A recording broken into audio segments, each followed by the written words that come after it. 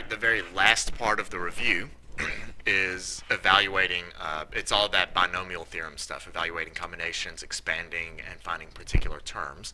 The evaluating combinations is going to be the easiest thing on the test as long as you remember how to use your calculator. Um, Now remember, if it's a TI-89, um, the formula for TI-89, the way you punch it in, is you would find the NCR command in the catalog. So NCR, it opens parentheses, and then you'll hit 7, comma 3, and then you just hit enter. If you have a TI-84 or a TI-83, which functions the same way, you enter the 7 first, then you find the NCR command, and then you enter 5.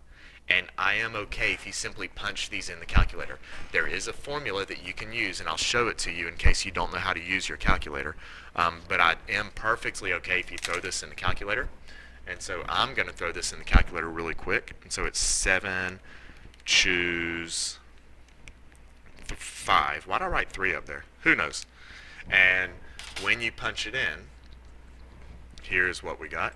Let me do a screenshot of this.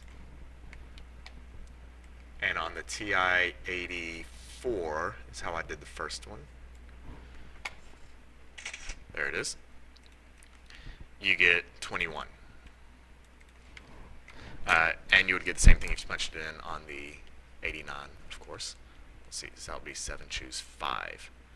So your answer to this one is simply 21. And that's all I want you to do. Just show me you know how to use the calculator. If you forget how to use the calculator, there is a formula that you can use. And here's the formula right here. I've got it on a web browser over here. Let me copy it over onto the screen. This right here is your mathy formula that you could use. Let me send this to the back. Order, send to back.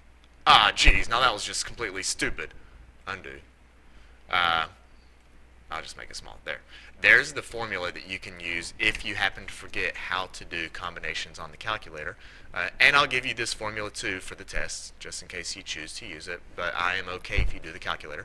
And the way you use this formula, like for 27, n choose r is n factorial, so that would be 12 factorial over n minus r, so that would be 12 minus 5 factorial times r factorial, so 5 factorial, and then you would expand that out. 12 factorial is 12 times 11 times 10 times 9 times 8 times 7 times 6 times 5 times 4 times 3 times 2 times 1. Wow, I should have done this with number 26, smaller numbers. 12 minus 5 is 7, and 7 factorial would be 7 times 6 times 5 times 4 times 3 times 2 times 1, and 5 factorial would be 5 times 4 times 3 times 2 times 1, and we are multiplying all that. Then you look to see what all can cancel. And I'm going to cancel, the easiest ones to cancel are going to be 7 and 7, 6, 5, 4, 3, 2, 1, 6, 5, 4, 3, 2, 1. And then of the other things I can cancel, like 5 here, 5 goes into 10 2 times. 4 goes into 8 2 times. 3 goes into 9 3 times. 2 will go into 12 6 times. And the 1 is kind of insignificant. But what I'm left with here is I have 6 times 11 times 2 times 3 times 2. Everything else canceled all over 1. And then you could punch this in the calculator, which ends up being 6 times 11 times 2 times 3 times 2. And you get 792. Or you could have just done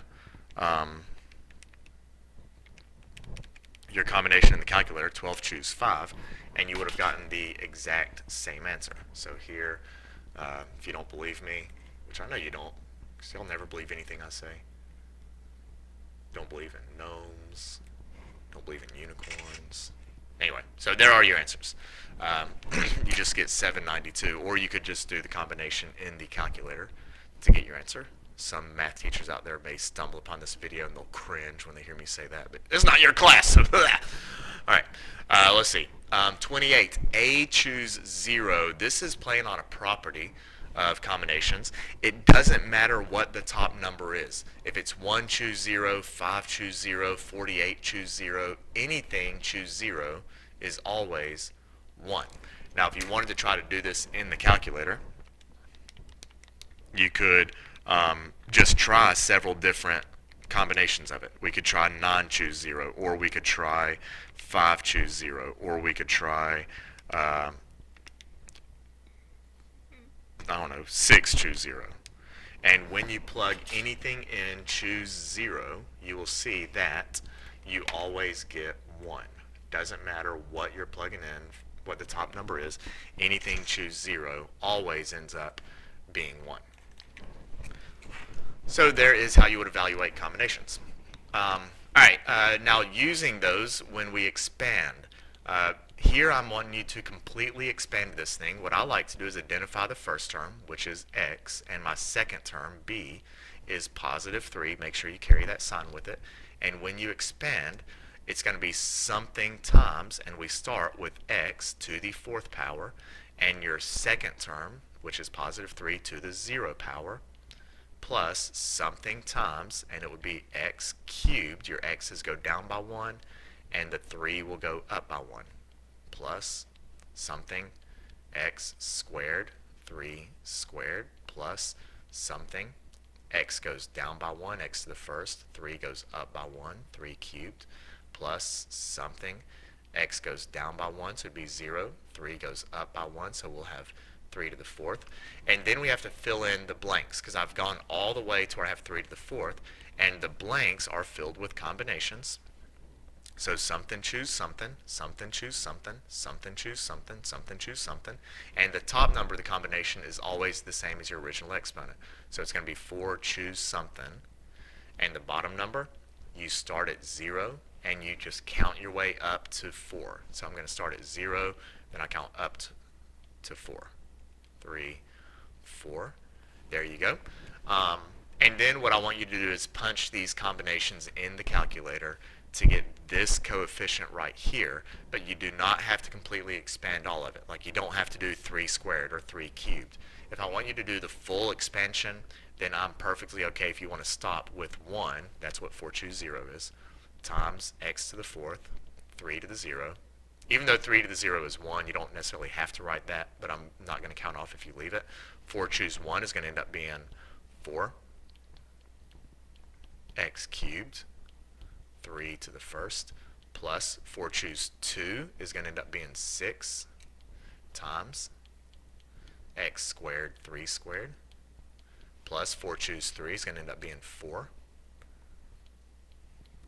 x to the first, 3 to the cubed, and then 4 choose 4 is going to end up being 1 times x to the 0, 3 to the 4th, and I'm okay if you stop right there. If I want you to do the entire expansion, I'm okay if you leave it unsimplified. It's when I ask for a particular term. If all I wanted was the third term, then I would want you to clean up the third term, and you wouldn't have to give me the rest. But if I want the full expansion, I'm okay if you stop right here. Let's try this one. Here it's to the 6th power, so I have my first term is 2x, my second term in the binomial is negative y. So when I start expanding this, and this is where people make their mistakes, you start off with some combination times, and it's 2x all to the 6, and then negative y all to the 0, plus some combination times 2x goes down by 1, so it's going to be 2x to the 5th, negative y will start to go up by 1, and the mistake people will make is this one. They'll have the idea, they'll know what to do, but they'll write 2x to the next one will be to the 4th, and negative y to the second. And you don't put parentheses. That is a mistake, because the way this reads is it's not all of 2x to the 4th, which it should be. It's only x to the 4th. The 2 is not being grouped with the exponent. Also, if you don't put the negative y in parentheses, now it doesn't look like multiplication, which it should be. It looks like subtraction. So make sure when you're doing this, you always put your terms in parentheses. Um, Even if it's not absolutely necessary, like this one, I didn't have to put the x in parentheses because all it was an x. There was nothing to group with it. But I still put it in parentheses because it's just the safer way to do things. You're less likely to make mistakes. So make sure when you're expanding these and you write out your first little terms, put everything in parentheses. 2x goes down by 1. My y's will go up by 1. I'm going to pause this while I write the rest of them. There we go. And then what we have to do is fill in the combinations. And remember, the top number is 6, the original exponent, and the bottom number starts at 0. And then you count up. Next one is 6, 1. Next one is 6, choose 2. Then 6, choose 3. 6, choose 4. 6, choose 5. And 6, choose 6. And then just punch those in the calculator one by one. 6, choose 0 is 1. And that will be times 2x to the 6 negative y to the 0. 6, choose 1 is 6 times 2x to the 5th negative y to the 1th. 6, choose 2 is going to be 15. And then you would just punch them all in. And one thing that is nice is once you get negative 2, negative y, once you get halfway through, you start to repeat these coefficients. I go 1, 6, 15. I'm going to go up to a certain number, and then I'll start to go back down, and I will just repeat these entries that I already have, which happened on this one too. I went 1, 4, 6 was right in the middle, so after I passed 6, I went back to 4 and back to 1. So 1, 4, 6, 4, 1. It will always be symmetric or palindromic if you want to use that word. Is that a palindrome? Something like that. So I'm going to pause it while I finish writing out these terms. Alright, and I'm going to show you something. I made a mistake here, and it could be because I'm talking while I'm working this out.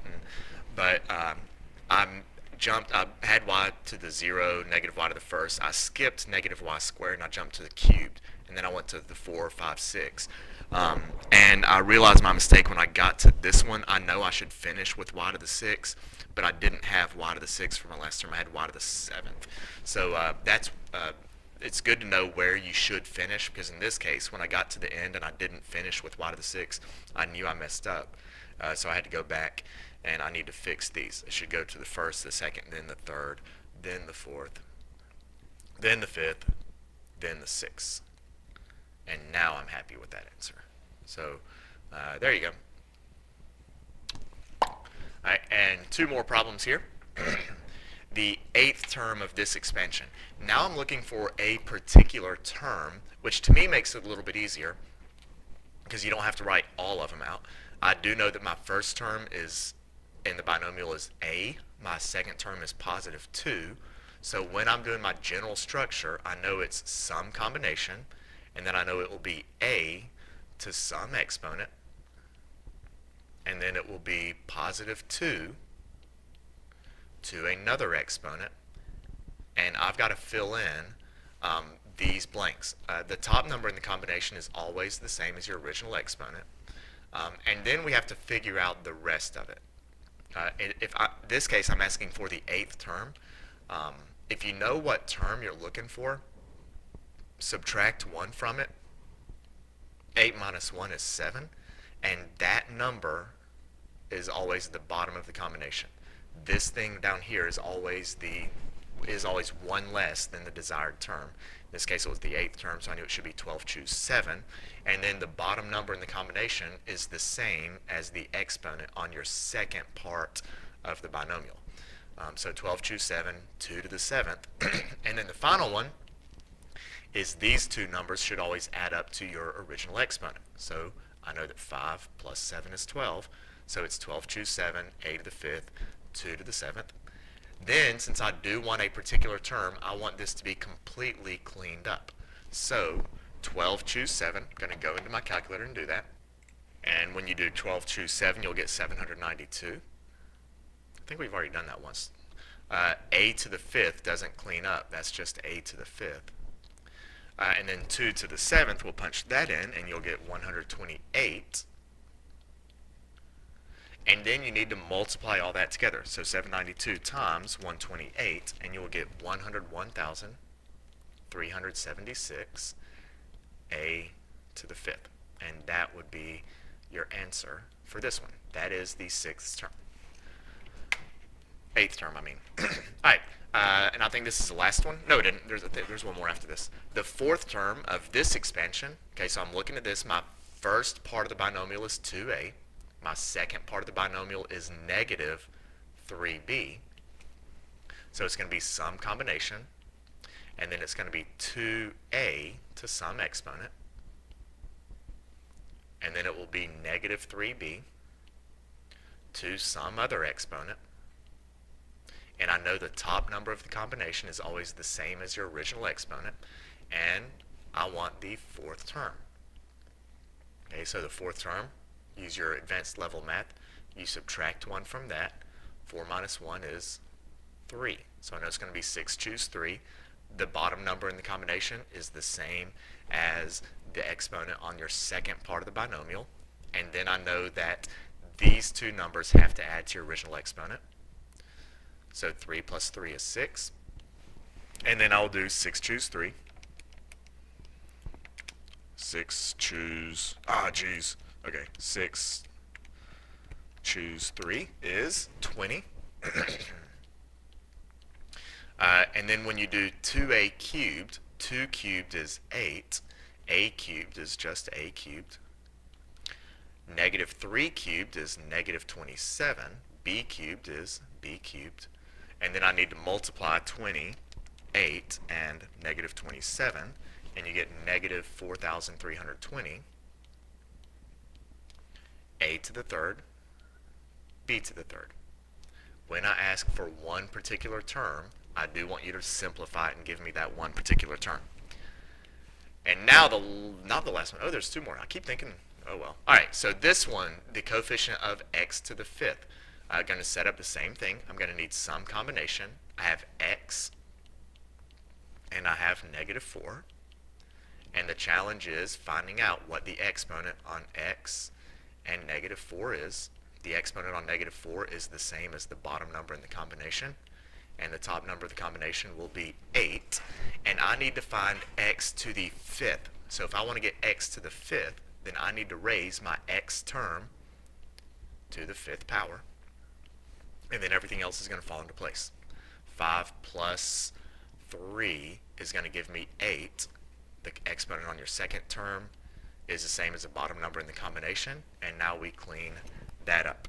So 8 choose 3 is 56 times x to the fifth times negative 4 cubed is negative 64, and 56 times negative 64 is negative 3584.